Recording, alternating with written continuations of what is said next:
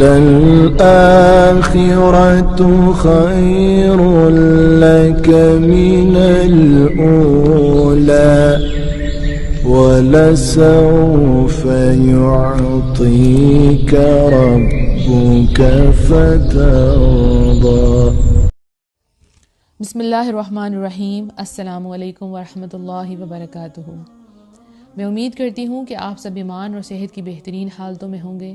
اللہ سبحانہ تعالی ہمیشہ آپ کو اچھے حالوں میں رکھے اور آپ کی طرف بڑھنے والے ہر شر کو خیر میں بدل دے، آمین۔ الحمدللہ دعا سیریز کا آج ڈے 5 ہے، جس کا ٹاپک ہے دعا کے آداب۔ تو سٹارٹ کرتے ہیں۔ رب اشرح لی صدری ویسر لی امری واحلل عقدۃ من لسانی یفقہوا قولی۔ دعا کے آداب۔ ہر کام کو کرنے کے کچھ آداب ہوتے ہیں جن کا ہمیں خیال رکھنا پڑتا ہے۔ ایون اگر ہم نے علم بھی حاصل کرنا ہے تو ادھر بھی ہم نے آداب کو مد نظر رکھنا ہوتا ہے اور ان کا خیال رکھنا ہوتا ہے، ادروائز آپ کو علم نہیں آتا۔ اور جو بھی آپ عمل کرتے ہیں اگر اس میں آپ آداب کا خیال نہیں رکھیں گے تو اس میں اثر نہیں ہوگا، بلکہ وہ قبول بھی نہیں ہوگا، بلکہ وہ ایکٹ جو ہے وہ پرفارم بھی نہیں ہوگا۔ سپوز آپ بازار میں جاتے ہیں، وہاں آپ شاپس میں جاتے ہیں، ڈور پہ لکھا ہوتا ہے پش اینڈ پل، تو اگر آپ پش کی جگہ پل کریں اور پل کی جگہ پش کریں تو دروازہ کبھی بھی نہیں کھلے گا۔ تو اگر آپ چاہتے ہیں کہ اللہ کی رحمتوں کے دروازے کھل جائیں تو دعا مانگتے وقت ان آداب کا اپنے خیال رکھنا ہے تاکہ جو آپ مانگ رہے ہیں وہ آپ کو مل بھی جائے۔ تو پہلی جو ادب ہے وہ کیا ہے؟ ٹھیک ہے، دعا سے پہلے اللہ تعالیٰ کی تعریف کی جائے، حمد و ثنا کی جائے اور نبی صلی اللہ علیہ وآلہ وسلم پر درود بھیجا جائے۔ اس سے کیا ہوگا؟ جب ہم اللہ سبحانہ تعالیٰ کی تعریف بیان کریں گے تو اللہ سبحانہ تعالیٰ ہماری دعاؤں کو قبول کرے گا، کیونکہ ہم اللہ سے سوال کر رہے ہیں۔ اور سوال کرتے وقت ہم نے یہ نہیں کرنا کہ ڈائریکٹ اپنی مانگ رکھتے ہیں، اللہ یہ چاہیے یہ چاہیے یہ چاہیے، نہیں، ہم نے اللہ کی تعریف بیان کرنی ہے۔ اس دنیا میں ہم لوگوں سے جب کوئی چیز مانگتے ہیں تو ان کی پہلے بڑی تعریف کرتے ہیں، پھر وہ چیز مانگتے ہیں، رائٹ؟ وہ تو آگے خوش آمد کے اندر آپ نے کسی کی خوش آمد کی تو اس بندے نے وہ کام کر دیا، لیکن اللہ سبحانہ تعالیٰ کو آپ سے اپنی تعریف نہیں چاہیے۔ اللہ تو بے نیاز ہے، اللہ تو غنی ہے، ٹھیک ہے، اللہ کو تو تعریف نہیں چاہیے، ٹھیک ہے؟ تو پھر ہم تعریف کیوں کرتے ہیں؟ کیونکہ جب ہم اللہ سبحانہ تعالیٰ کی تعریف بیان کرتے ہیں تو اس پہ اجر و ثواب بھی ہمیں ملتا ہے اور سارا جو نفع ہے، پروفٹ ہے، وہ بھی ہمیں ملتا ہے۔ تو اللہ سبحانہ تعالیٰ چاہتے ہیں کہ بندے کے لیے بے پناہ اجر ہو جائے اور اس کی دعائیں قبول ہوں۔ اللہ کو آپ سے تعریف کروا کے نہ تو کوئی نفع ہوگا اور نہ ہی کوئی نقصان، کوئی پروفٹ کوئی لاس نہیں، یہ سب کچھ ہمارے اپنے لیے۔ اور اللہ سبحانہ تعالیٰ کو اپنی جو مدح ہے، حدیث کا مفہوم آتا ہے کہ اللہ سبحانہ تعالیٰ کو جو اپنی مدح سے زیادہ پسندیدہ کوئی چیز نہیں ہے، اس لیے اس نے اپنی مدح خود فرمائی ہے، یعنی خود اللہ سبحانہ تعالیٰ اپنی تعریف فرمائی ہے۔ جیسے قرآن میں آتا ہے الحمدللہ رب العالمین الرحمن الرحیم مالک یوم الدین۔ اس میں اللہ سبحانہ تعالیٰ کی تعریف ہے نا کہ سب تعریفیں اللہ ہی کے لیے ہیں جو تمام جہانوں کا پالنے والا ہے، رحمان ہے، رحیم ہے اور جزا کے دن کا مالک ہے۔ تو یہ بات تو آج ہمیں کلیئر ہوگی کہ ہم جب اللہ سبحانہ تعالیٰ کی تعریف کریں گے تو فائدہ اس میں ہمارا اپنا ہے، ٹھیک ہے؟ اب ہم جو ہے حدیث کا مفہوم دیکھتے ہیں۔ ایک دفعہ کا ذکر ہے کہ رسول اللہ صلی اللہ علیہ وآلہ وسلم بیٹھے ہوئے تھے کہ ایک آدمی داخل ہوا، اس نے نماز پڑھی، پھر اس نے کہا اے اللہ مجھے معاف کر دے اور مجھ پہ رحم فرما۔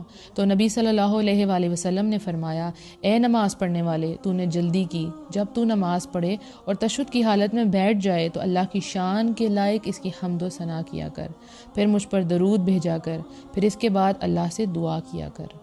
راوی کہتے ہیں، یعنی روایت کرنے والے جنہوں نے یہ حدیث روایت کی ہے، پھر اس کے بعد ایک دوسرے آدمی نے نماز پڑھی، اس نے اللہ کی حمد و ثنا کی اور نبی صلی اللہ علیہ وآلہ وسلم پر درود بھیجا، تو نبی صلی اللہ علیہ وآلہ وسلم نے اس سے کہا اے نماز پڑھنے والے دعا مانگ، تیری دعا سنی جائے گی۔ الحمدللہ۔ تو ہم نے کیا کرنا ہے؟ اللہ سبحانہ تعالیٰ کی تعریف بیان کرنی ہے۔ لیکن جس کو اللہ کی قدر ہی نہ ہو، یعنی وما قدر اللہ حق قدرہ، اور انہوں نے اللہ کی قدر نہ کی جیسے کرنی چاہیے تھی، جن کو اللہ کی قدر ہی نہ ہو وہ اللہ کی تعریف کیا کریں گے؟ تو اللہ کو پہچانیں تاکہ آپ کے دل میں اللہ کی قدر آئے۔ جب اللہ کی قدر آئے گی تو تعریف خود بخود زبان سے نکلے گی، ٹھیک ہے؟ تو نبی صلی اللہ علیہ وسلم نے ایک آدمی کو یہ کہتے ہوئے سنا، وہ کہہ رہا تھا یا ذی الجلال والاکرام، تو آپ نے فرمایا تیری دعا قبول کی جائے گی تو اللہ سے مانگ، یعنی اس نے اللہ سبحانہ تعالیٰ کی تعریف بیان کی، اس کی دعا قبول ہوگی۔ تو تعریف آپ کو ضرور کرنی ہے، ہر دعا سے پہلے اللہ سبحانہ تعالیٰ کی حمد و ثنا بیان کرنی ہے، ٹھیک ہے، پورے دل کے ساتھ، پوری قدر کے ساتھ کہ واقعی اللہ اس تعریف کے قابل ہے کہ اللہ کی تعریف کی جائے، وہ رب العالمین ہے۔ دوسرا ادب کیا ہے؟ دوسرا ادب ہے اللہ تعالیٰ سے اسم اعظم کے ذریعے دعا کریں۔ اسم کیا ہے؟ ناؤن، یعنی کوئی بھی نام، رائٹ؟ اور اعظم کسے کہتے ہیں؟ عظمت والا، عظیم، بہت بڑا۔ تو کچھ دعائیں ایسی ہیں، کچھ کلمات ایسے ہیں جن کے اندر اسم اعظم ہے، اور ان کے ساتھ جب دعا کی جائے تو وہ قبول ہوتی ہے۔ یہاں میں آپ کو اپنی فیوریٹ دعا بتاتی ہوں۔ نبی صلی اللہ علیہ وسلم نے ایک آدمی کو یہ کہتے ہوئے سنا، اللہم انی اسألک بانی اشہد انک انت اللہ لا الہ الا انت الاحد الصمد الذی لم یلد ولم یولد ولم یکن لہ کفوا احد۔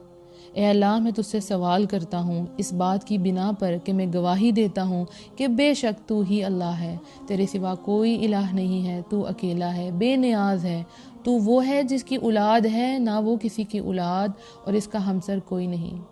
اس آدمی کی بات سن کر نبی صلی اللہ علیہ وآلہ وسلم نے فرمایا، اس نے اللہ کے اسم اعظم کے ساتھ سوال کیا ہے کہ جب کوئی اس کے ذریعے دعا مانگتا ہے تو قبول ہو جاتی ہے، اور جب کوئی سوال کرتا ہے تو اس کا سوال پورا کر دیا جاتا ہے۔ اللہ اکبر۔ تو جب ہم اللہ سے اسم اعظم کے ذریعے دعا کریں گے تو اللہ سبحانہ تعالیٰ وہ دعا قبول کرے گا۔ تو اس دعا کے اندر توحید کی بات ہے، ایمان کی بات ہے، اور اللہ کی تعریف بھی ہے، الحمدللہ۔ تو آپ نے یہ ضرور کوشش کرنی ہے کہ یہ دعا آپ کو یاد ہو جائے، اور اس دعا کے ساتھ آپ اللہ سبحانہ تعالیٰ سے جو ہے اپنے لیے مانگیں۔ تیسرا جو ادب ہے وہ کیا ہے؟ اللہ تعالیٰ سے حسن ظن رکھیں، ٹھیک ہے؟ حسن ظن کیا ہے؟ اللہ سے اچھا گمان رکھیں، ٹھیک ہے؟ آپ کی دعا جلدی ہو قبول یا دیر سے ہو، آپ کو قبولیت کا یقین ہونا چاہیے، ٹھیک ہے؟ کس طرح کہ قرآن میں آتا ہے وَإِذَا سَأَلَكَ عِبَادِي عَنِّي فَإِنِّي قَرِيبٌ أُجِيبُ دَعْوَةَ الدَّاعِ إِذَا دَعَانِ۔ اور اے نبی، جب تم سے میرے بندے میرے بارے میں سوال کریں تو ان کو بتا دو کہ بے شک میں تمہارے قریب ہوں، جب کوئی پکارنے والا مجھے پکارتا ہے تو میں اس کی پکار کا جواب دیتا ہوں۔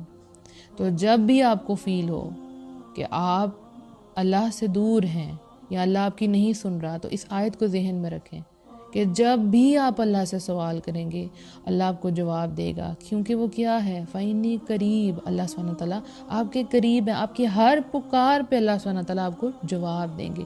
جب کوئی نہیں آپ کو سن رہا، آپ کا رب تو آپ کو تب بھی سنتا ہے۔ وہ کیا ہے؟ اِنَّكَ سَمِيعُ الدُّعَاء، اے اللہ بے شک تو دعاؤں کو بہت سننے والا ہے۔ اس میں سمیع جو اللہ کا نام استعمال ہوا ہے وہ بہت بڑا ہے۔ سمیع عام سننے والے کو نہیں کہتے، یہ اللہ کی صفت ہے، اس میں بہت زیادہ مبالغے کا صیغہ ہے، یعنی اس میں کیا ہے؟ بہت سننے والا، بہت سننے والا۔ تو اللہ سبحانہ تعالیٰ انشاءاللہ آپ کی دعاؤں کو سنے گا، لیکن گمان اچھا رکھنا ہے، قبولیت کا یقین رکھنا ہے۔ تو جب آپ دعا مانگیں تو پھر آپ کو کیسے یقین آئے گا کہ اللہ سبحانہ تعالیٰ نے آپ کی دعا قبول کر لی ہے؟ اس کے بارے میں سورہ ال عمران میں آتا ہے، ان کے رب نے ان کی دعا قبول کر لی اور جواب دیا کہ میں یقیناً کسی عمل کرنے والے کے عمل کو خواہ وہ مرد ہو یا عورت ضائع نہیں کرتا۔ تو جب آپ یہ آیات کو، ان کا ترجمے کو ذہن میں رکھتے ہیں تو پھر آپ کو دعا کی قبولیت پہ بھی یقین آ جاتا ہے کہ آپ جو بھی عمل کرتے ہیں اللہ اس کو ضائع نہیں کرتا، آپ جو بھی دعا کرتے ہیں اللہ سبحانہ تعالیٰ اس کو قبول کرتا ہے۔ وَقَالَ رَبُّكُمُ ادْعُونِي أَسْتَجِبْ لَكُمْ، اور تمہارے رب نے فرمایا کہ تم مجھے پکارو، میں تمہاری دعائیں قبول کروں گا۔ تو آپ نے اللہ سے مانگنا ہے۔ شرط کیا ہے؟ قبولیت دعا کے لیے بندے کو پکا یقین ہو کہ جو اس نے مانگا ہے انشاءاللہ اسے اللہ سبحانہ تعالیٰ عطا فرمائے گی، انشاءاللہ۔ تو ہمیشہ ذہن میں رکھنا ہے کہ اللہ سبحانہ تعالیٰ آپ کے قریب ہے، کس طرح؟ اپنے علم، احاطے اور اپنی نگہداشت کی بنیاد پر، ٹھیک ہے؟ تو نبی صلی اللہ علیہ وسلم نے ہمیں حکم دیا ہے کہ ہم قبولیت دعا کا جو معاملہ ہے وہ اللہ کے سپورٹ کر دیں، یعنی اللہ کو سونپ دیں، ٹھیک ہے؟ اور اپنی امیدوں کے بر آنے کا یقین رکھیں کہ جو آپ نے امید رکھی ہے انشاءاللہ وہ پوری ہوگی، ٹھیک ہے؟ رسول اللہ صلی اللہ علیہ وسلم نے فرمایا اللہ تعالیٰ سے اس حال میں دعا کرو کہ تمہیں قبولیت کا یقین ہو، آپ نے جب دعا مانگنی ہے تو آپ یقین کے ساتھ دعا مانگے، اور جب یقین کے ساتھ دعا مانگے تو اپنا معاملہ پھر اللہ کے سپورٹ کر دیں، اللہ کو سونپ دیں۔ ہمیں اللہ کی رحمت بہت وسیع ہے، اس پہ یقین ہونا چاہیے۔ ہمیں اللہ کے فضل پہ یقین ہونا چاہیے کہ اللہ کا فضل بہت ہے۔ تو جب آپ دعا مانگیں تو سچی امید اور خلوص کے ساتھ دعا مانگیں۔ تو دعا کے قبول ہونے کی سچی امید ہونی چاہیے، ٹھیک ہے؟ اگر آپ کو امید ہی نہیں ہے تو اس دعا میں خلوص نہیں ہو سکتا، اس میں پیورٹی کبھی بھی نہیں آئے گی۔ آپ جب دعا مانگ رہے ہوں گے، آپ کو یقین نہیں ہے، تو آپ بالکل دل سے وہ دعا نہیں مانگ رہے ہوں گے۔ تو اللہ سبحانہ تعالیٰ تو آپ کو تب بھی عطا کرتا ہے جب آپ اللہ سے نہیں مانگ رہے ہوتے ہیں، یعنی کہ آپ بہت سی چیزیں اللہ سبحانہ تعالیٰ نے آپ کو بغیر مانگے دی ہیں، تو جب آپ مانگیں گے تو پھر اللہ سبحانہ تعالیٰ آپ کو ضرور عطا کرے گا، ٹھیک ہے؟ رسول اللہ صلی اللہ علیہ وسلم نے فرمایا، بے شک تمہارا رب شرم و حیا کا مالک ہے، وہ بڑا کریم ہے، وہ اپنے حضور میں اپنے بندے کے اٹھے ہوئے ہاتھوں کو خالی ہاتھ لوٹانے سے شرماتا ہے۔ یعنی آپ کے ہاتھوں کو خالی لوٹانے سے اللہ سبحانہ تعالیٰ شرماتا ہے۔ وہ کبھی بھی آپ کچھ مانگ رہے ہیں، ہو نہیں سکتا کہ اللہ سبحانہ تعالیٰ آپ کو عطا نہ کریں۔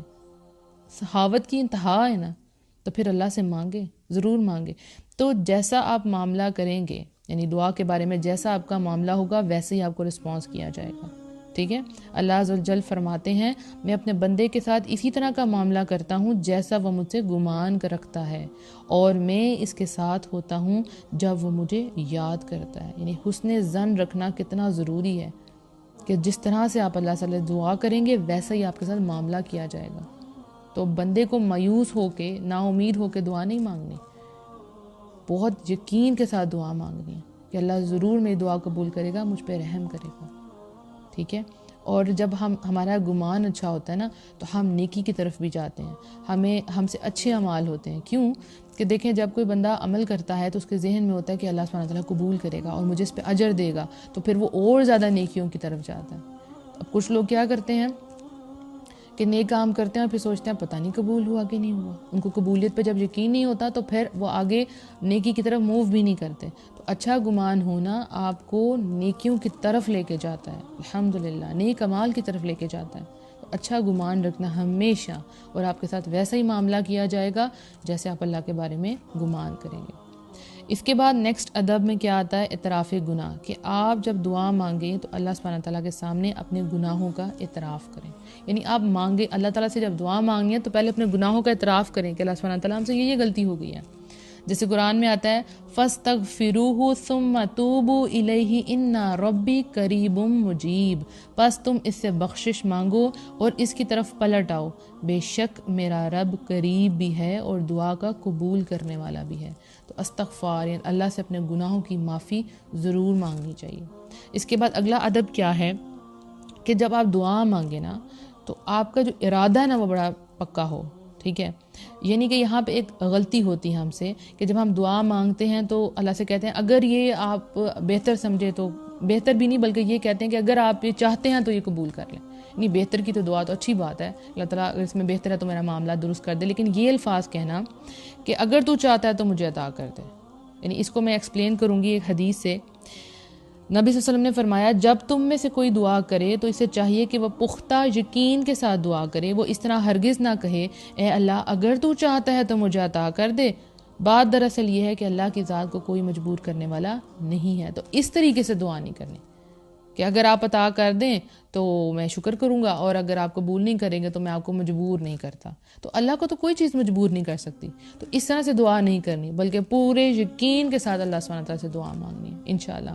اس کے بعد نیکسٹ ادب میں آتا ہے کہ دعا جب آپ کریں تو اس کے الفاظ کو 3 دفعہ دہرائیں، اس میں ایک تاکید آ جائے گی اور پتہ چلے گا کہ جو مانگنے والا اس کو کتنی زیادہ دعا کی لالچ ہے کہ اللہ سبحانہ تعالیٰ اس کو قبول کر لیں۔ تو 3 دفعہ مانگنے سے اس دعا میں اثر ہوتا ہے، جیسے کہ نبی صلی اللہ علیہ وآلہ وسلم نے فرمایا، جو شخص 3 دفعہ اللہ تعالیٰ سے جنت کا سوال کرتا ہے اس کے لیے جنت یہ دعا کرتی ہے، اے اللہ تو اس کو جنت میں داخل کر دے، اور جو شخص 3 دفعہ آگ سے اللہ کی پناہ طلب کرتا ہے تو اس کے لیے آگ یہ دعا کرتی ہے، اے اللہ اس کو آگ سے پناہ دے۔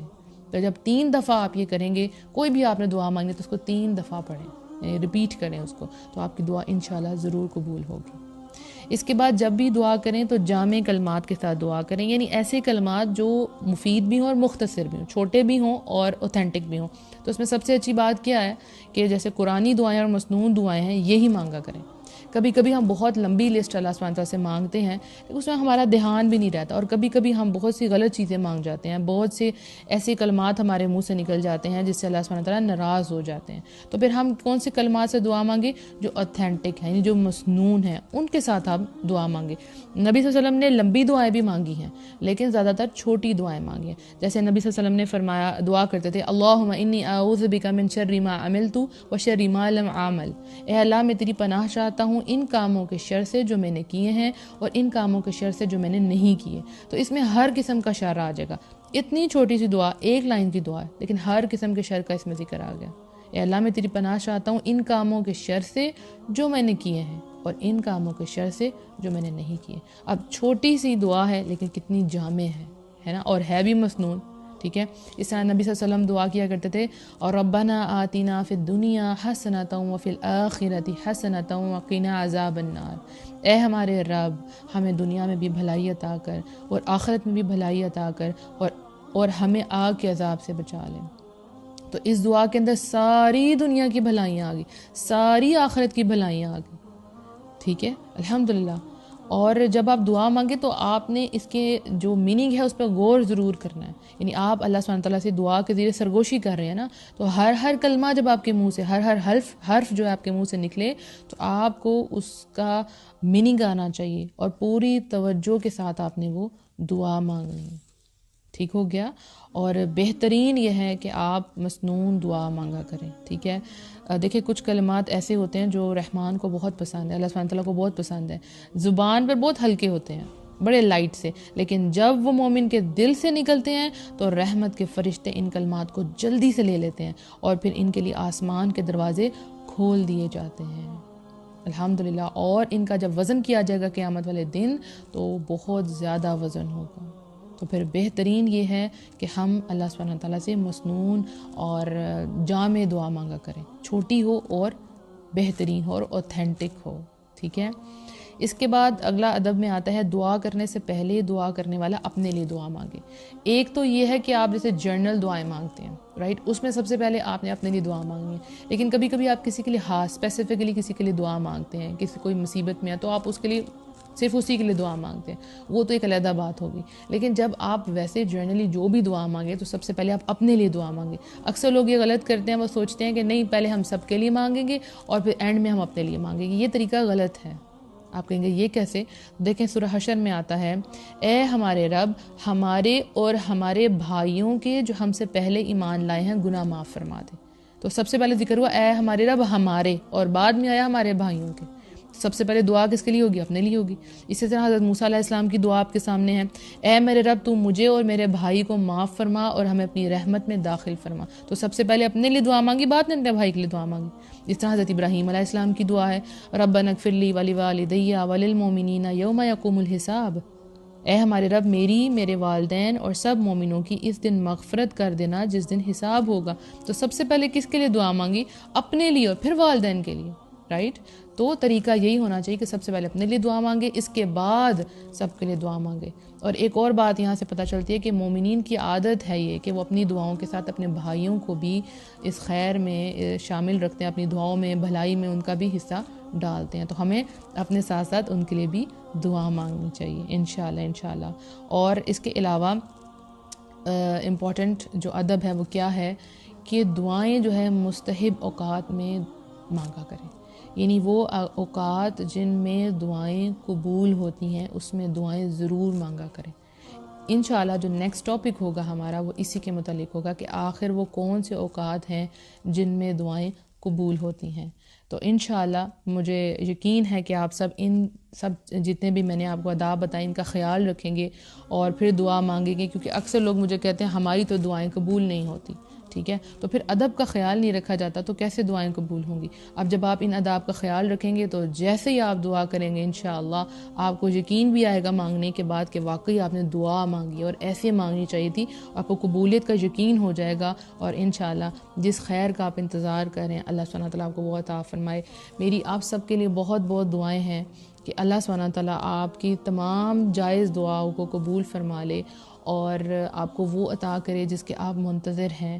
اللہ سبحانہ تعالیٰ آپ کے اٹھے ہوئے ہاتھوں کی لاج رکھے اور آپ کی جھولیاں بھر دے، کیونکہ اس دعا سیریز کے اختتام پہ مجھے یقین ہے کہ آپ سب کا اللہ سے بڑا کلوز کنیکشن ہو جائے گا اور آپ اللہ سے دعائیں مانگیں گے، کیونکہ یہ دعا سیریز سٹارٹ کرنے کا مقصد ہی یہ تھا کہ آپ ڈائریکٹ اللہ سے مانگیں، آپ کو لوگوں سے مانگنا نہ پڑے، اور دعاؤں کے ذریعے میرا اللہ سبحانہ تعالیٰ سے تعلق مضبوط ہوا تو آپ کا بھی ہونا چاہیے، اور دعا جو ہے وہ ہے ہی عبادت، تو جب آپ مانگیں گے آپ عبادت کی کنڈیشن میں ہوں گے۔